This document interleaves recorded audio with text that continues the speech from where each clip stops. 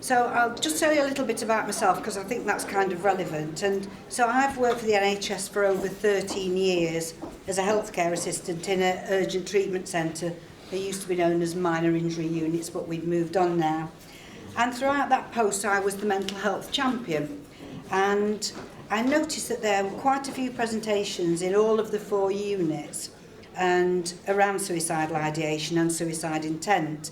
And I felt that we weren't providing enough tools for the staff to know what to do if somebody came in with suicidal ideation.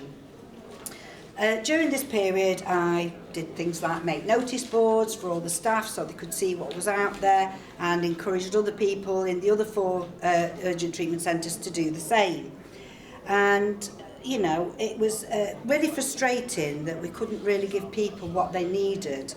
And it was usually a quick trip to A&E in an ambulance and a quick assessment by the crisis team, and they were stretched and underfunded.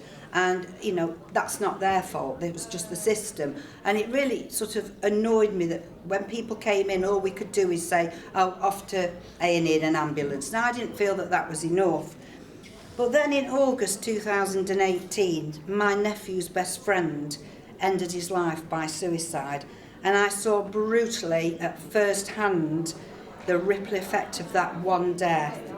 The guilt and the anger of his friends and the devastating effect on his family. They tried to get him help, but there was quite a long waiting list. He'd gone missing on several occasions. The police kept bringing him back home. His mother begged the police, please do something to keep my son safe. And unfortunately, police can't do that. It's not in their remit. So he went home. Anyway, ultimately, he did end his life by suicide. So I met with the parents and we had a really good talk, and I soon realised that one of the problems was lack of awareness in suicide prevention. We're all doing a little bit in our own little way, in our own organisations, but I felt that we needed to get more done so that people would talk openly about suicide and their mental health, and not being ashamed to tell anybody how they felt and when they had suicidal thoughts. And most definitely I felt there was a lack of support with the long waiting list. I think that most people think that suicide happens to mentally ill people, where the truth is the statistics show that many who take their own life are not actually known to mental health services. For most, in particular men, they do not want to die.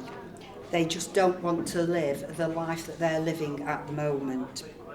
Suicide can be a permanent solution to a very temporary problem, and that's why I think we should make people feel that they can talk about it and remove that stigma. So what did I do? So being a staff governor for DCHS, luckily I get the chance to talk to the executive team and the CEO, and we had a chief medical director then called Rick Meredith. So he and I got our heads together and decided that the trust needed to tackle suicide prevention using a top-to-bottom approach. So I did a presentation about my nephew's friend. I was really nervous because I'd never done anything like this before, but the desire to tackle that subject overcame my nerves, much as it is doing today. We showed some pictures of my nephew's friend alongside giving them basic statistics, and I noticed that when I did, the room just fell silent, nobody spoke, 1 or 2 were in tears, and I found that really moving.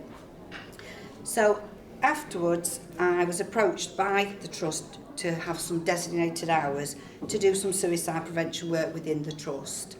And I got the support of my UTC manager for 7.5 hours a week, and I worked with Dr. Alan Blair from the clinical psychology team to start making some inroads into our suicide prevention plan. So we formed the DCHS Suicide Preventioners Awareness Group, and that's going really strong. So at the moment we've got about 40 members from all sorts of different services. The trust joined the National Suicide Prevention Alliance, and I started to be asked to do presentations to many of our service teams who wanted to get involved. And as my work continued, we started to see gaps in the system, in particular with training. And so my journey began from healthcare assistant to the job that I am really proud to do today. So moving forward, In 2020, the Derbyshire Community Health Service and Derbyshire County Council Public Health Department created 2 new roles. One for the facilitator role, which I now have, and the other for a programme manager. And together, Kath Rowe and myself, using the DCHS model, will drive suicide prevention forward across the wider system. Our aim is that every NHS trust in Derbyshire, public body, together with voluntary services and the private sector, will embed a culture of suicide prevention in their organisation. Our aim is to make sure that everyone will undertake some form of basic training on suicide prevention. We're currently using the Zero Suicide Prevention Alliance. It's an online training course. It's really simple and it's 20 minutes of your time that help save a life. We're also hoping to install suicide prevention champions in their organisations, encouraging them to join the National Suicide Prevention Alliance and give them resources that they can use to raise awareness, which I think is vitally important. But most importantly is to encourage conversations, because if we can get people talking, to get them to unburden their worries and their problems, it's a small step towards helping prevent suicide. The more we talk about it, the less the stigma. We talk openly about our physical illnesses. If you saw somebody with a pot on the leg, you'd think, oh, you know, poor them. But nobody thinks about the mind or even your heart if that's broken. And for a long time, we have lived with that kind of, you should pull yourself together, you shouldn't talk about your mental health and things like that, which I don't think are very helpful.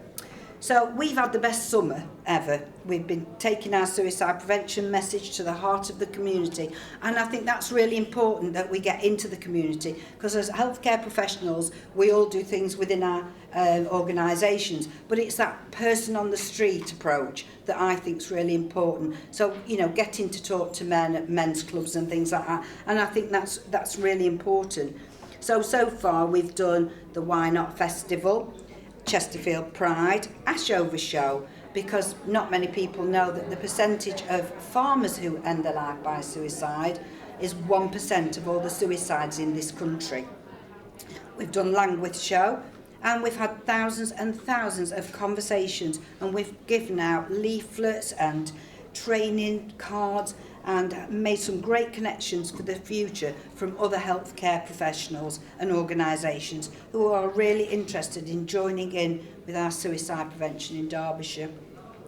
We are also working with the Mental Health Trust, with the Mental Health Line, to encourage people to use that and to ensure that in the first instance, staff, carers and anyone dealing with somebody with suicidal ideation know what to do and where to go.